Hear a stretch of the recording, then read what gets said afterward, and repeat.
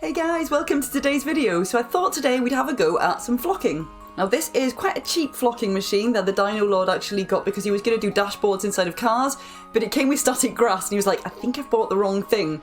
So he's given it to me to work on my dioramas because I'm working on a project which is going to need some flocking. So I figured, let's practice on one of my old dioramas and just zhuzh it up a little bit and see how this thing works. So let's go for it. Let's do this. So this is the flocking machine that he's given me. It's pretty cool. It's really a lot lighter than what I thought. So it's got a mesh on the end and a tub. And then it's got this lead sticking out of it with a crocodile clip on the bottom of it. And this is the packet of grass that we've got. It looks like 2mm static grass. And what I'm going to do is I'm going to use this paper clip. I'm just going to unfold it and I'm going to attach that to the crocodile clip. We're going to try a couple different things in this video. The first thing we need to do is remove the lid and put the static grass inside there. So we'll pour that in. And when we put the lid on, we have to make sure that that wire is touching the wire mesh at the top of the lid as well. Now I'm going to use Mod Podge for this. I do some tests a little bit later on where I'm going to try a couple of other things, but I'm going to use Mod Podge on the actual diorama and see how this goes. I'll put it in all the places where I would like the grass to be. Then we can start using the machine. And there was no light coming on it. I wondered what was going on. There was nothing really happening. And it turns out that the charger that came with it was broken. So I'm going to have to find another charger and we'll come back once it's actually got some power in it. Okay, it's the next day and it's charged and we're going to actually have a go at doing this thing now. The light's coming on, so that's a good sign. And I've attached the paper clip to the crocodile clip.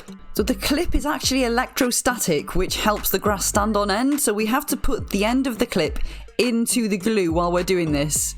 I did try a couple of different things later, so we'll have a look at that in a bit, but this seemed to work really well. So now I wanted to spread the glue a little bit thinner on this bit here, just to see if that made a difference. I'm just trying a few things out here to see what works best. I'll be honest, with the end results, all the clumps looked kind of the same, so it didn't really make a difference doing this, but I just wanted to try. Give the flocking machine a old shaky and watch the magic happen. I had a lot of fun doing this. So then I took the paper clip away and just clipped the end of the crocodile clip to the diorama. Now I'm not sure if this worked, but it looked like it did, but apparently because it's not a conductive base, apparently I should have used a thin metal plate and clipped the crocodile clip to that. But I didn't have one of those, so I tried it this way anyway, just to see what would happen. And if we take a look at the result, it's come out quite well. I'm really happy with it. The grass is standing on end inside the glue, and it's about what I expected, to be honest, so yeah. Now we're going to do a few tests on different glues, so I'm going to use some tacky glue, some Mod Podge, and some PVA glue, just to see which one works the best. We'll dab a few blobs of each onto this sheet of baking paper. So again, I'm going to put the clip inside the glue for each one of these. And I'm shaking the applicator as we go as well.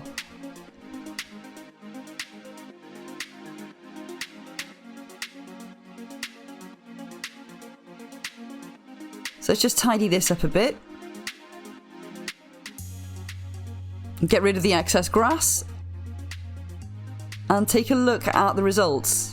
So the tacky glue actually looks really good, but so does the Mod Podge.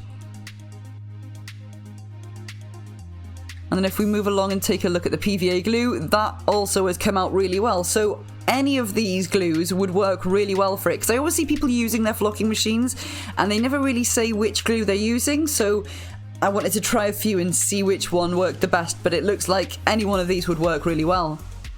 So now that my diorama has actually got the static grass on it, we're going to have to do something to blend it in with the rest of the diorama because it just stands out like a sore thumb. It's far too vibrant for the scene that it's in, so I'm going to put a little bit of brown paint around the outside of where the grass is, and I'm actually going to dab it inside the grass as well.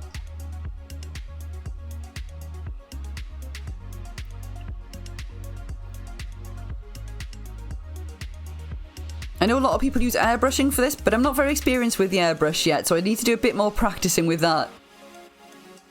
So now I've added a bit of water to the brush, and I'm going to dab that around to try and blend it in with the existing ground that's around the grass.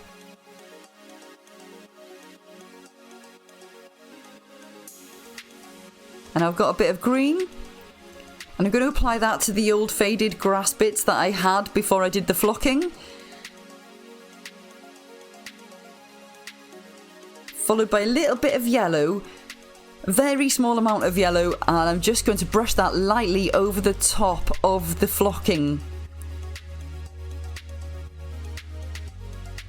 Just to try and tie it all in a bit, you know? I think it's coming together a bit better now, and it's making it look like it kind of fits a bit more on this diorama. So we'll go around the other parts and we'll do that on there as well. Bit more green on these bits. And I think that looks a lot better. Oh, excuse the shoddy base as well. This was like before we knew about XPS foam and other types of bases, and we were just using cardboard when we worked on these. But all in all, I'm really happy with the results. I think this flocking machine's awesome, and I feel more confident in using flocking on my future projects. It was a little bit daunting at first. It felt a bit like the first time I used epoxy resin. It was a bit scary, but I really enjoyed it, and I can't wait to use it again. And if you've got any other tips and tricks on flocking, feel free to leave them in the comments below, because I'm always wanting to learn more, so I'd really appreciate that. If you enjoyed the video, maybe leave a like and consider subscribing if you're not already. We've got loads more crafts on the way. Thank you for watching, have a great day, and take care. Get the bell on.